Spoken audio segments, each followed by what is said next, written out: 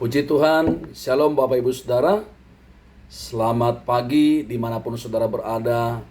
Menyaksikan tuntunan sepekan ini, saya percaya tidak secara kebetulan. Dan saya yakin berkat Tuhan ada di atas kepala orang benar. Amin saudara.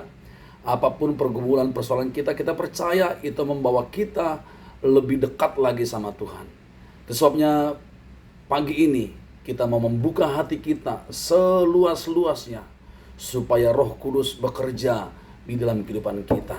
Sebelum kita masuk lebih dalam lagi, kita mau berdoa, kita mau menaikkan pujian kepada Raja dan kekasih jiwa kita. Hanya Yesus kekasih jiwa kita. Mari kita satu dalam doa. Bapa, terima kasih, kami bersyukur dalam tuntunan sepekan ini Tuhan.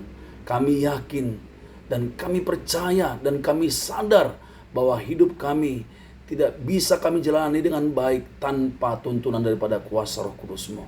Itu sebabnya di pagi hari yang segar ini Tuhan, kami rindu supaya Roh Kudus-Mu, firman-Mu adalah pelita bagi kaki kami dan terang bagi jalan kami Tuhan. Menuntun langkah-langkah kami, membawa kami kepada kemenangan, dari kemenangan kepada kemenangan, dari kemuliaan kepada kemuliaan.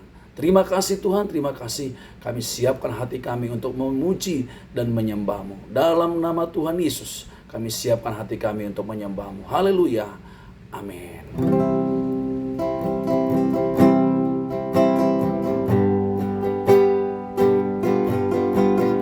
Bapa, ku persembahkan tubuhku sebagai persembahan yang hidup, kudus, dan yang berkenan padamu sebagai ibadah yang sejati. Katakan lagi, Bapa, ku persembahkan.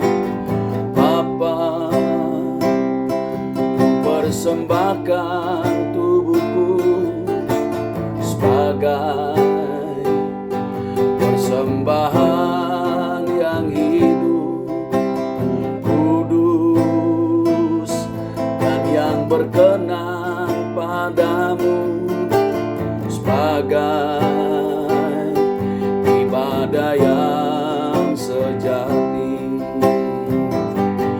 Ku sembah Kau Tuhan, ku sembah Kau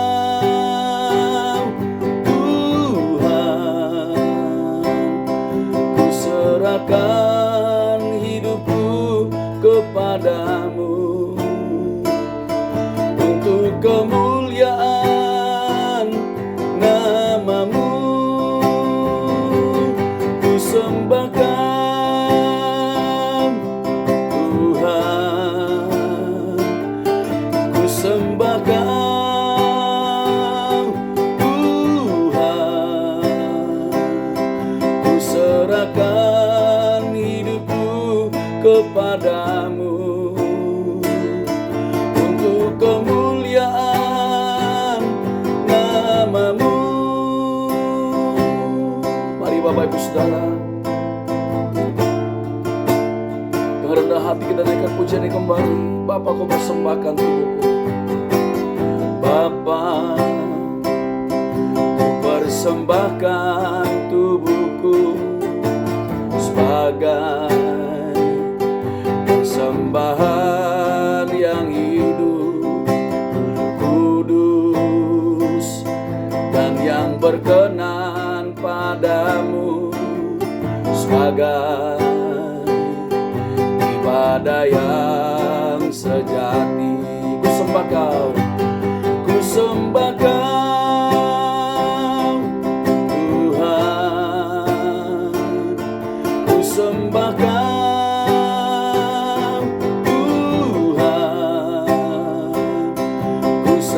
Kau hidupku kepadamu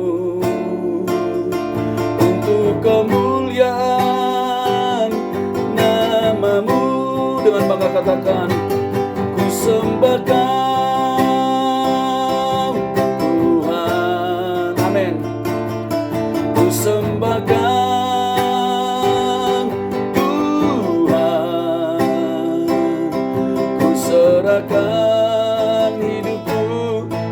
kepadamu untuk kemuliaan namamu.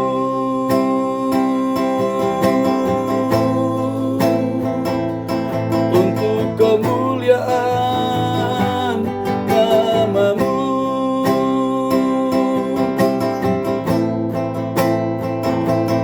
Untuk kemuliaan namamu.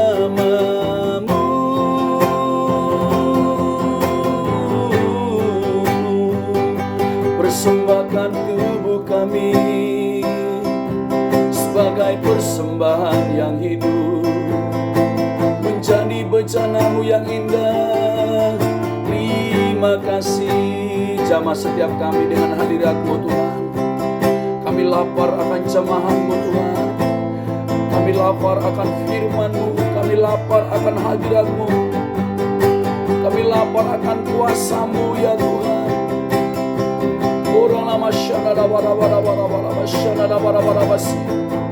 Kami lapar akan hadirat-Mu Tuhan. Lewat penyembahan kami disembuhkan, dipulihkan keadaan kami. Kami berbalik dari jalan-jalan kami yang jahat. Kami datang tersungkur di hadapan-Mu ya Tuhan Yesus. Terimalah persembahan kami, tubuh jiwa roh kami sebagai persembahan yang hidup. Persembahan yang hidup, yang berkenan, yang kudus di hadapan-Mu Tuhan.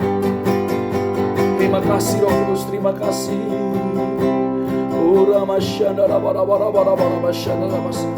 Jamah setiap kami Tuhan, jamah setiap kami.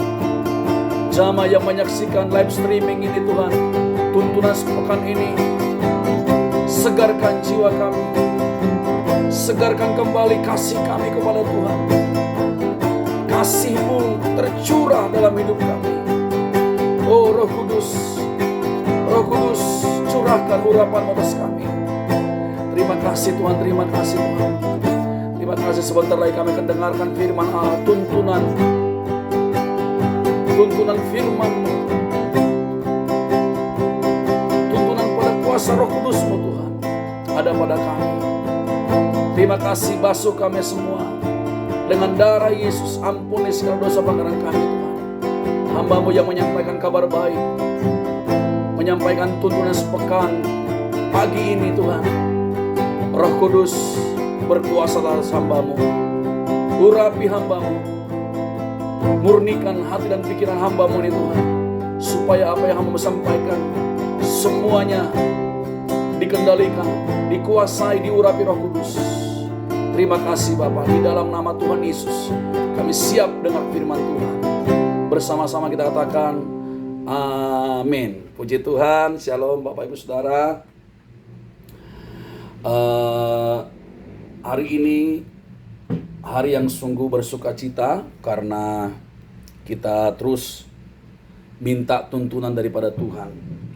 Sebenarnya bahwa Tuhan itu berkata kepada kita bahwa Dia pergi ke surga dan Dia berkata bahwa Tuhan tidak akan meninggalkan kita sebagai yatim piatu. Ya, Tuhan itu luar biasa, begitu peduli sama kita, saudara. Kadang-kadang kita mau hanya diperdulikan sama orang, kita hanya pingin tahu, dimengerti sama orang, ataukah itu suami, ataukah itu istri, ataukah anak, ataukah semua gembala kita mungkin, pemimpin rohani kita mungkin, kita mau dipedulikan, kita mau dimengerti.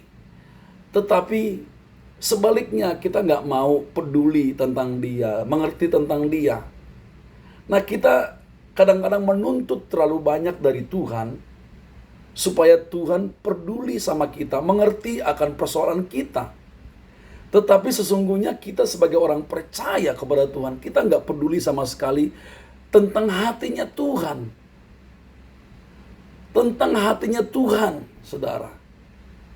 Nah, hari ini saudara yang dikasih Tuhan, suatu dorongan buat saudara dan saya supaya kita juga peduli dengan isi hatinya Tuhan. Amin saudara. Saya percaya Hatinya Tuhan adalah jiwa-jiwa yang terhilang, saudara. Jiwa-jiwa yang tersesat, hidup dalam kegelapan. Itu sebabnya Tuhan memberikan perintah kepada kita, ya, supaya kita pergi jadikan semua bangsa muridku. Saudaraku dikasih Tuhan, kalau Tuhan yang mengutus, Tuhan yang memberi perintah sama kita, tentunya Tuhan juga akan bertanggung jawab memperlengkapi kita, memenuhi kita dengan kuasa dari tempat yang maha tinggi. Amin, saudara. Jadi saudara yang kasih Tuhan, saudara jangan hanya minta dimengerti dan dipedulikan hanya dari Tuhan, tetapi saudara mulai hari ini pedulilah apa isi hatinya Tuhan. Jangan saudara menuntut banyak dari pasangan saudara, dari siapapun yang namanya manusia. Tapi berusahalah saudara juga mengerti tentang dia, saudara. Amin, saudara. Haleluya, puji Tuhan. Hari ini saya memberikan suatu tentang karunia, 9 karunia Roh Kudus yang terdapat di dalam 1 Korintus pasal 12, yang dimana di sini saudara yang dikatakan bahwa ada 9 karunia. Wah, ini dahsyat. Kalau gereja Tuhan mempunyai 9 karunia ini, bergerak bersama-sama di dalam 9 karunia ini, gereja itu akan mengalami terobosan yang luar biasa, mengalami kedahsyatan yang luar biasa. Itu sebabnya sebelum jauh ke depan kita akan terlebih dahulu membacakan 1 Korintus pasal 12 ayat 6 dan seterusnya. Saya akan bacakan, saudara mungkin ada Alkitab di handphone saudara atau yang kertas, yang manual, saudara. Saya senang pakai Alkitab yang kertas, karena apa, saudara? Lebih mudah diingat. Jadi kalau ada ayat-ayat mas itu suka dicoret, saudara. Kalau di handphone nggak bisa, ya. Saya akan bacakan ayat 6. Dan ada berbagai-bagai perbuatan ajaib, tetapi Allah adalah satu yang mengerjakan semuanya dalam semua orang. Tetapi kepada tiap-tiap orang dikaruniakan penyataan roh untuk kepentingan bersama. Jadi karunia roh itu adalah kepentingan bersama. Nah, dengarkan lagi ayat 8. Sebab kepada yang seorang roh memberikan karunia untuk berkata-kata dengan hikmat. Berkata-kata dengan hikmat terkenal adalah seorang Raja Salomo. Terus, dan kepada yang lain roh yang sama memberikan karunia berkata-kata dengan pengetahuan. Kepada yang seorang roh yang sama memberikan iman. Dan kepada yang lain ia memberikan karunia untuk menyembuhkan. Kepada orang yang seorang roh memberikan kuasa untuk mengadakan mujizat. Dan kepada yang lain ia memberikan karunia untuk bernubuat. Dan kepada yang lain lagi ia memberikan karunia untuk membedakan bermacam-macam roh. Kepada yang seorang ia memberikan karunia untuk berkata-kata dengan bahasa roh. Nah, ini kebanyakan nih karunia berkata-kata ini dimiliki oleh seorang wanita, ya. Dia punya karunia berkata-kata. Haleluya. Dan kepada yang lain ia memberikan karunia untuk menafsirkan bahasa roh itu. Tetapi semuanya ini dikerjakan oleh roh yang satu dan yang sama, yang memberikan karunia kepada tiap-tiap orang secara khusus seperti yang dikehendakinya. Puji Tuhan, saudara. Di sini kita bisa melihat ada begitu banyak karunia, 9 karunia, saudara, di dalam 1 Korintus pasal 12 ini, ya. Karunia perkataan hikmat, perkataan pengetahuan, karunia iman, karunia menyembuhkan, terus karunia melakukan mujizat, karunia bernubuat, karunia membedakan roh, berkata-kata dengan bahasa roh. Satu lagi, mengartikan bahasa roh atau menafsirkan bahasa roh. Saudara, di DNA kita, di wadah kita ini, saudara, bersyukur karena kita didorong terus, dimotivasi terus supaya kita jangan malu, jangan sungkan-sungkan menyembah dalam bahasa roh. Ya, apapun kata orang di sekeliling kita, biarkan anjing berlalu, tetapi kafilah, anjing menggonggong, kafilah berlalu. Ya, saudaraku dikasih Tuhan, ini semua karunia-karunia ini diberikan Tuhan buat gerejanya, supaya gerejanya bergerak dalam berbagai-bagai karunia ini, saudara. Saya yakin, saudara kasih Tuhan, 9 karunia ini dipunyai seorang pribadi yang namanya Tuhan Yesus. Dia sudah lengkap karena dia sempurna. Ini 9 karunia ini dimiliki oleh Tuhan Yesus. Karunia membuat mujizat. Yang pertama, saudara kasih Tuhan, kita melihat bagaimana Tuhan mengadakan air menjadi anggur. 5 roti, 2 ekor ikan, memberi makan 5.000 orang laki-laki, tidak termasuk perempuan dengan anak-anak, saudara. Melakukan mujizat, pengetahuan. Wah, dia tahu wanita Samaria itu dia berbuat dosa. Wanita Samaria itu punya 5 suami, ya. Bahkan Tuhan Yesus katakan bahwa bahkan suamimu sekarang pun, laki-laki yang sekarang pun panggil, ya, itu bukan suamimu, kata Tuhan. Jadi Tuhan Yesus, dia punya 9 karunia ini, saudara. Wah, ini luar biasa. Kalau seorang pendeta punya 9 karunia ini, wah, luar biasa, dahsyat, saudara. Tetapi saya yakin bahwa seorang manusia, menurut saya secara pribadi ya, nggak mungkin dia punya 9 karunia ini, saudara. Ya, itu sebabnya kita saling melengkapi karena ini adalah pekerjaan Tuhan. Makanya Tuhan curahkan, Tuhan anugerahkan karunia ini kepada gerejanya supaya gerejanya berjalan, melayani, bergerak sesuai dengan karunia-karunia yang ada pada mereka. Nah, yang saya tekankan pada pagi hari ini adalah tentang karunia nubuatan, saudara. Firman Tuhan berkata bahwa seseorang itu kalau dia bernubuat, ya, di dalam 1 Korintus pasal 14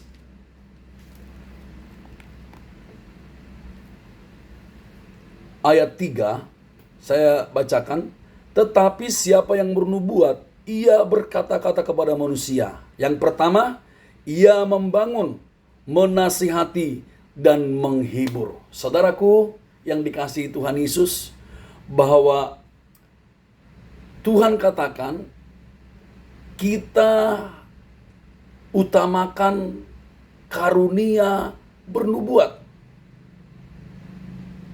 Karena apa, saudara? Bukan berarti melakukan mujizat itu tidak penting, atau karunia iman itu tidak penting. Semuanya penting, saudara kasih Tuhan.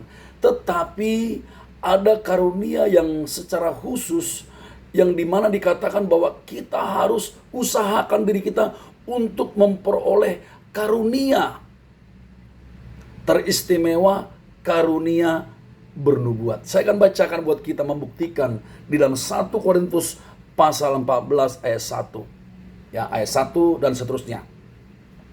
Kejarlah kasih itu dan usahakanlah dirimu memperoleh karunia-karunia roh, terutama karunia untuk bernubuat. Nah, kenapa Rasul Paulus berbicara kepada jemaat di Korintus pasal 14 ayat 1 ini? Kejarlah kasih itu dan usahakanlah dirimu memperoleh karunia-karunia roh. Saudara meminta kepada Tuhan supaya saudara diberikan karunia untuk mengadakan mujizat. Itu tidak salah, saudara. Bahkan banyak gereja-gereja Tuhan, mereka ibadah, banyak terjadi mujizat kesembuhan.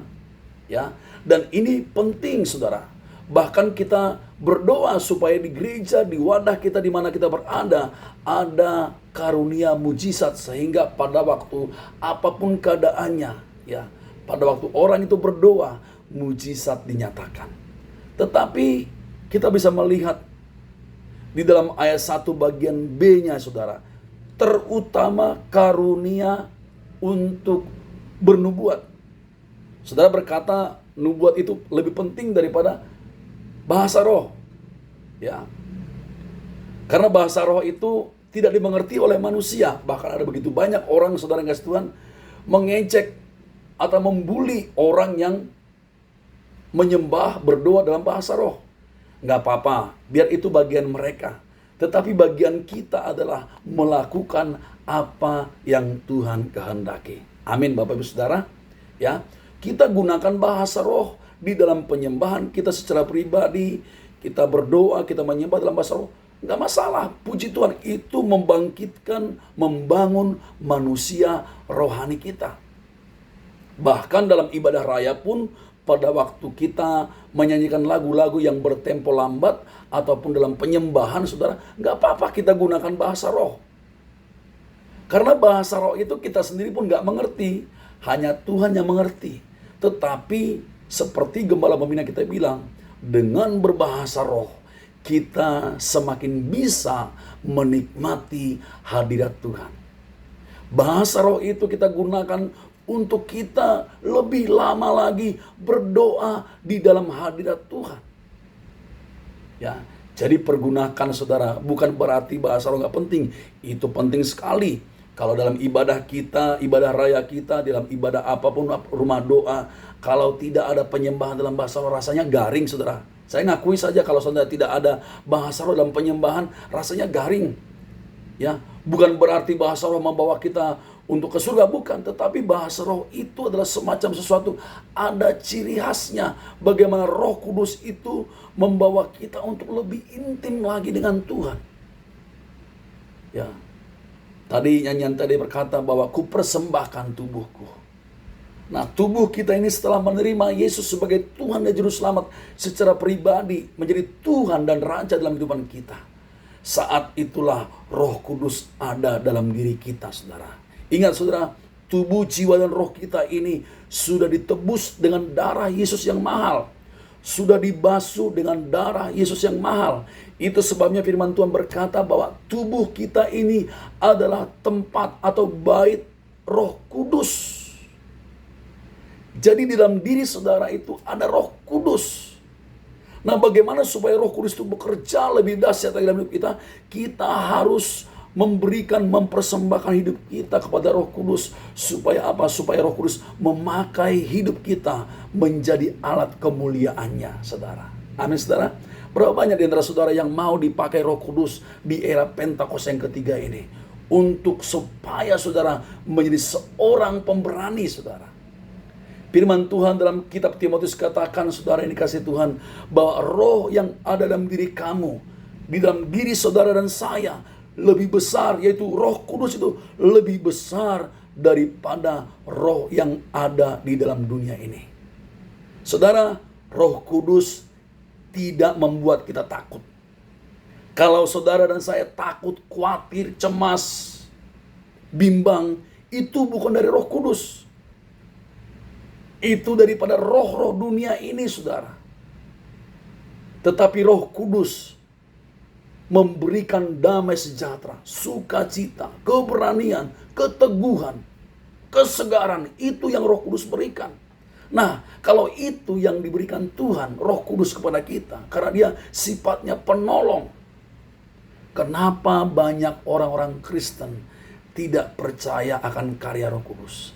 Saya terlalu yakin, saudara yang kasih Tuhan, sebagaimana Tuhan katakan dalam Injil Yohanes pasal 14, bahwa Roh Kudus itu menginsyafkan seseorang itu dari dosa-dosanya, dari hukuman.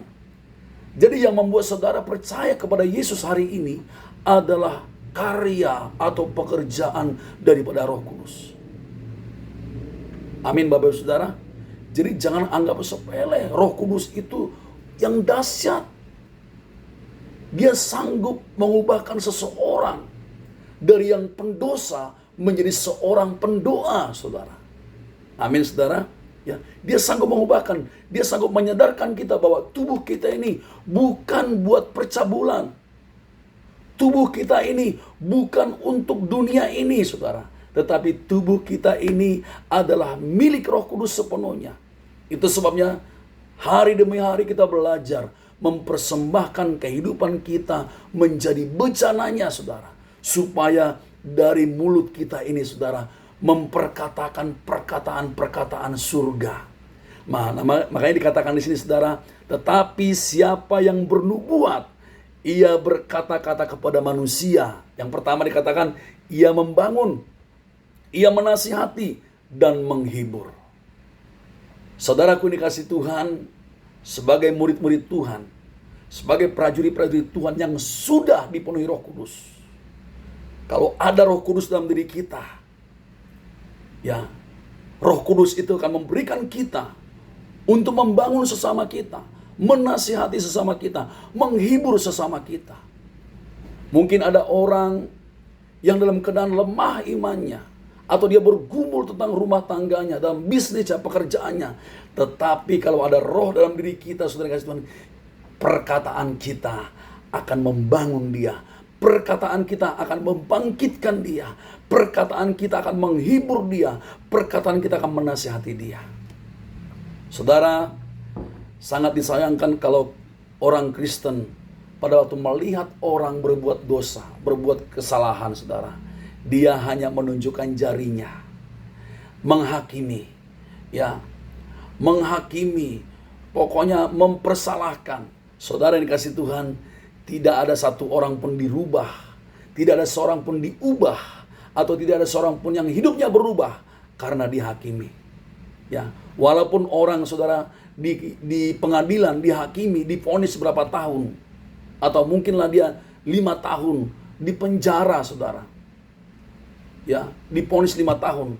Tetapi waktu dia di penjara 5 tahun, itu juga belum tentu untuk merubah hidupnya. Ya. Tetapi kalau Roh Kudus bekerja dalam sekejap mata, dalam sedetik saja, saudara kasih Tuhan, pada waktu Roh Kudus menjamah hati orang itu yang berdosa, itu yang hidup dalam lumpur dosa, saya yakin orang itu berubah, saudara. Saya juga demikian dulu pada waktu dengar firman Tuhan. Ya, dalam 1 Korintus pasal 3 itu, saudara, atau tidak tahukah kamu bahwa tubuhmu adalah bait Roh Kudus? Ya. Saya sadar bahwa tubuh saya adalah milik Roh Kudus. Itu sebabnya saya jaga hidup saya supaya yang dulu yang suka merokok, yang suka minum, yang suka judi, yang suka pokoknya hal-hal yang duniawi. Tetapi pada waktu dengarkan firman Tuhan bahwa tubuh saya adalah milik Roh Kudus, disitulah Roh Kudus bekerja dalam hati saya, dan saya menyerahkan semuanya dosa-dosa saya kepada Tuhan. Dan saya yakin pada waktu saya mengaku dosa saya, Tuhan menyucikan saya dari segala kejahatan, dan Dia angkat menjadi ahli waris kerajaan surga. Dimanapun saudara berada hari ini, tubuh saudara bukan milik dunia. Tubuh saudara bukan milik iblis. Tapi tubuh saudara sudah ditebus bukan dengan barang yang fana, bukan dengan emas dan perak. Tapi tubuh saudara dan saya sudah ditebus dengan darah Yesus. Supaya saudara mempunyai karunia-karunia ini, saudara. Membangun, menasihati, menghibur.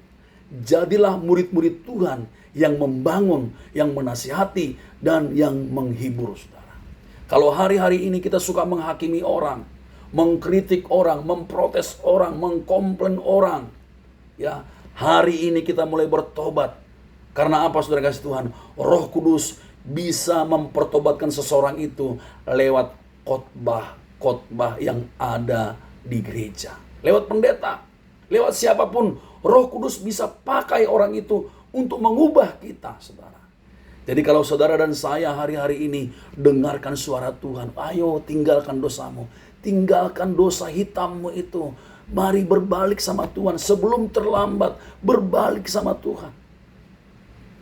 Firman Tuhan berkata, saudara, atau tidak tahukah kamu bahwa maksud semuanya itu adalah supaya kamu bisa kembali bertobat. Artinya Tuhan sabar menunggu kita, pertobatan kita, saudara. Udahlah, saudaraku yang dikasih Tuhan, tinggalkanlah hal-hal yang namanya duniawi, ya.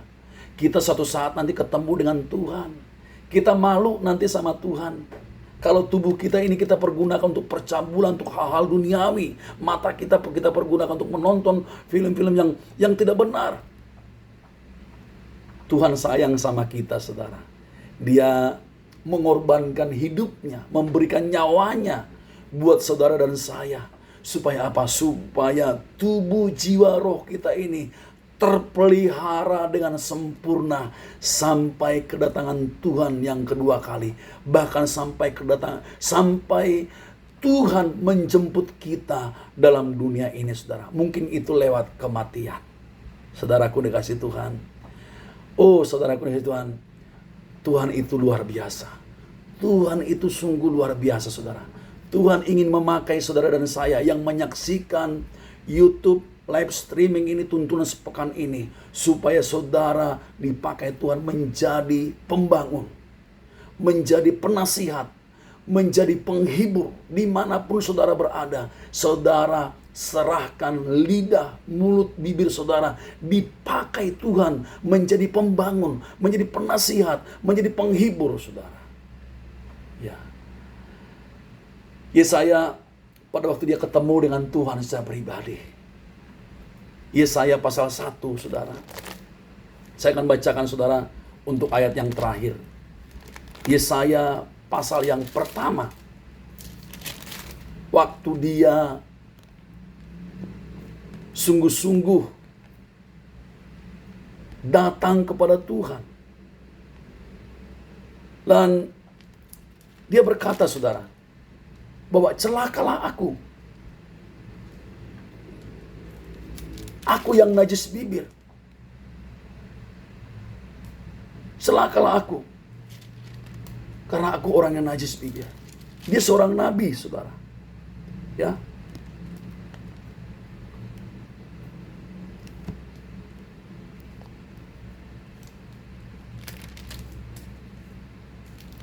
Saya akan bacakan bagi saudara dan saya.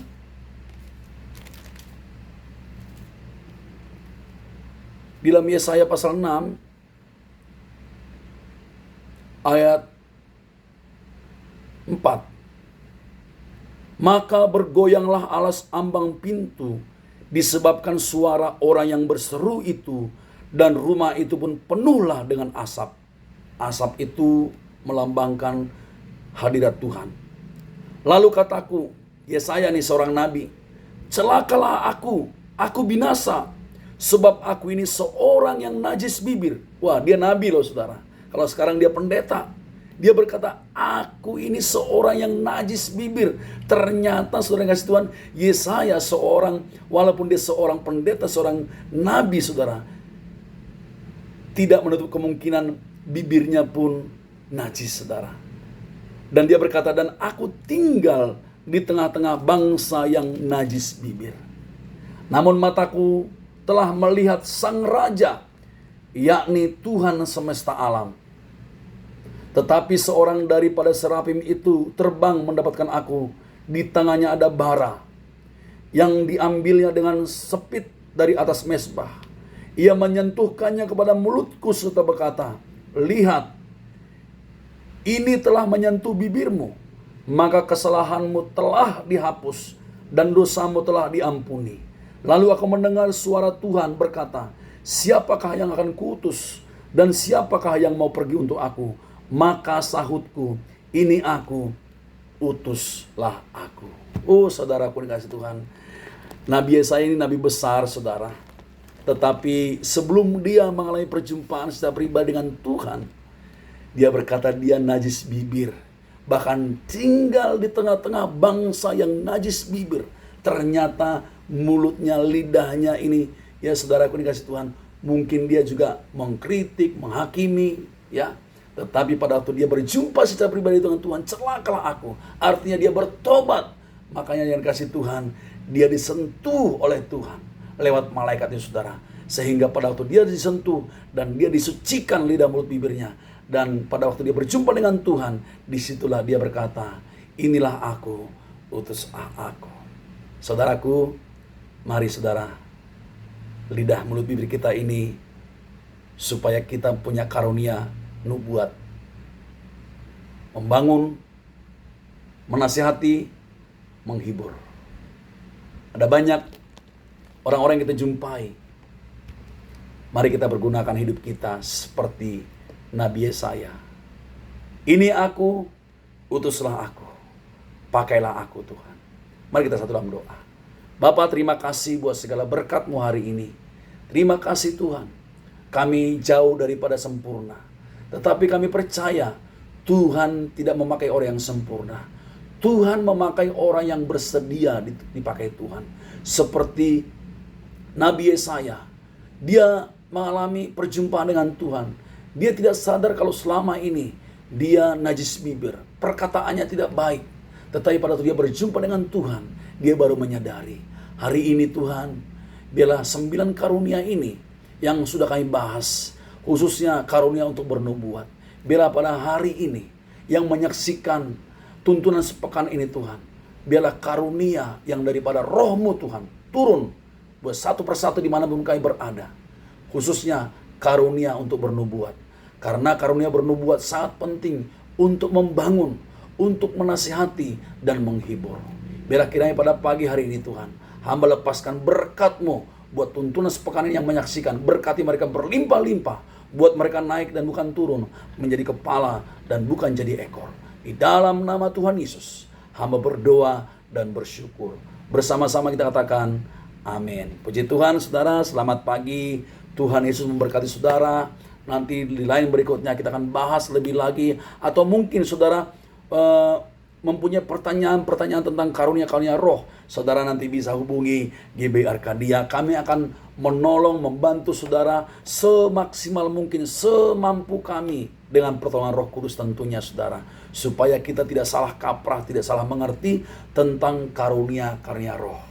Amin saudara. Karena apa saudara? Kasihan Tuhan sayang sama kita. Puji Tuhan. Selamat pagi. Shalom.